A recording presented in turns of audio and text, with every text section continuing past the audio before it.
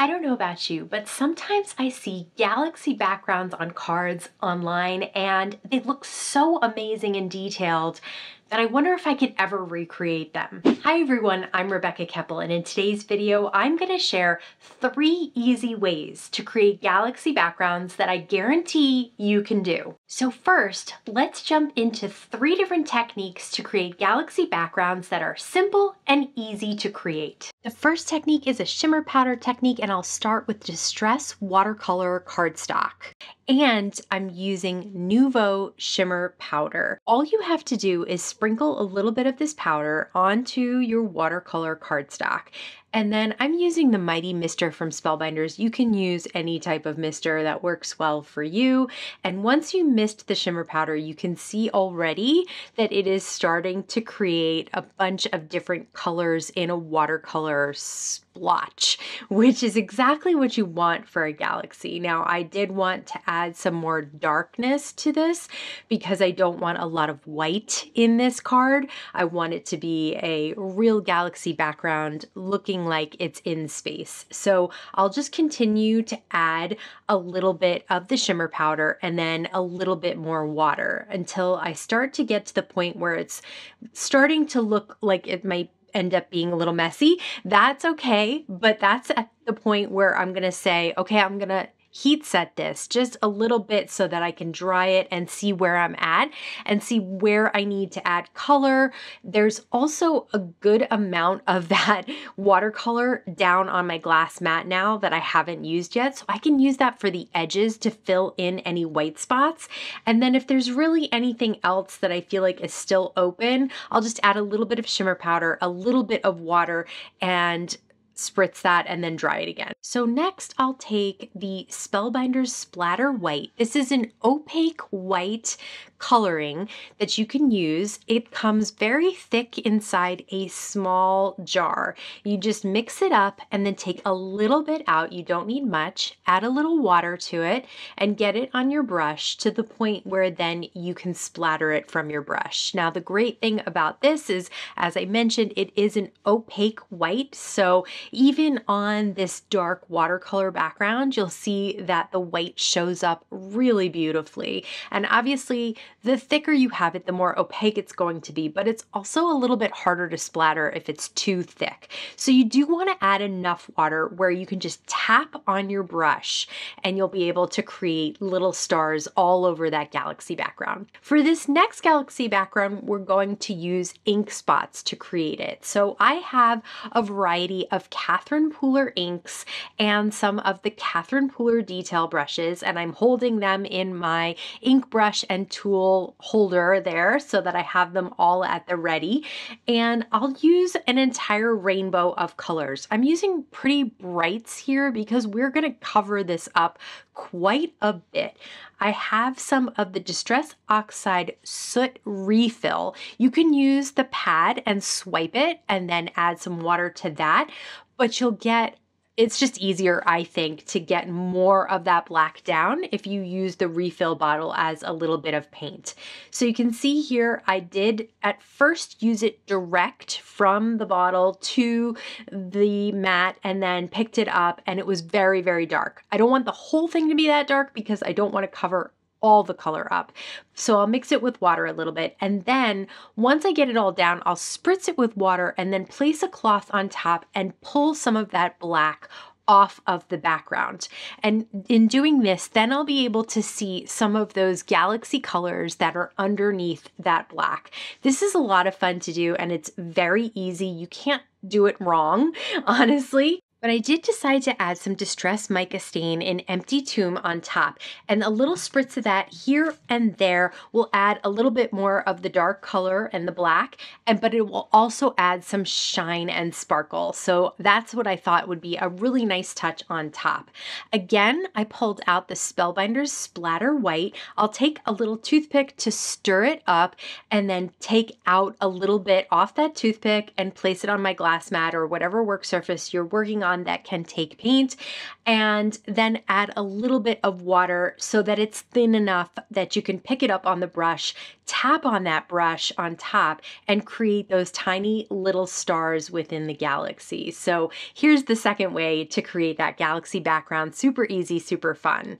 The next way is to use Distress Oxide inks on dark cardstock. So I have the Layered Shooting Stars stencils. This is a layering stencil, and I have a dark blue cardstock in the back. I've placed the cardstock and then the stencil on top on a waffle flower grip mat, and I'm using Distress Oxide inks with waffle flower detail blending brushes. So you'll see it is not a complete opaque covering, but it is bright enough that it will stand out from that dark background. So I'm using a combination of squeezed lemonade and then a little bit of lost shadow for the moons.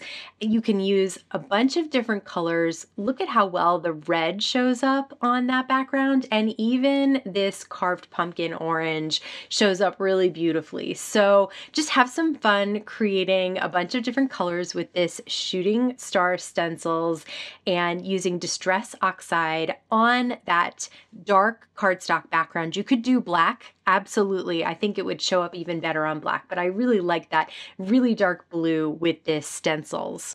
In June, Pretty Pink Posh came out with some space-related stamps and dies that are perfect to use in coordination with these galaxy backgrounds we just created. So let's use them to make some cards. Now it's time to turn those backgrounds into cards. For the first galaxy card, I'm starting with some of the Simon Stamp holographic rainbow cardstock. I'm using the brand new Pretty Pink Posh planet shaker dies. So you can see you get the ring around the planet, you get the planet itself, and then you get a circle to cut the frame out of that planet.